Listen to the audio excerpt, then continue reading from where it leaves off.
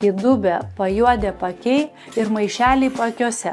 Kodėl atsiranda ši problema? Tai gana kompleksinis klausimas, bet pabandysiu jį atsakyti labai paprastai. Yra 3 dalykai, kurie vyksta su paakių zona mums senstant. Pirma, paakiuose palaipsniui mažėja riebalinis sluoksnis, todėl odos perėjimas nuo paakių iki skruostų nebebūna toks tolygus kaip jaunų žmonių. To pasekmė išryškėja įdubę paakiai. Antra, senstant, oda palaipsniui praranda elastingumą, susidaro jos perteklius, todėl pasimato raukšlės. Trečia, kai kuriais atvejais paakiuose susidaro ne įdubimai, o pseudomaišeliai. Taip nutinka tada, kai dėl susilpnėjusios akių pertvaros akių orbitoje esantis riebalai pradeda stumti ir išgaubia pertvarą. Jauniems 30-40 metų pacientams įdubusių paakių problemą galima išspręsti gana nesudėtingai, naudojant labai nedidelį kiekį hialurono rūgšties odos užpildo. Apie šį ir kitus paakių problemų sprendimo būdus papasakosiu kitame video. Todėl, jeigu tau ši problema yra aktuali,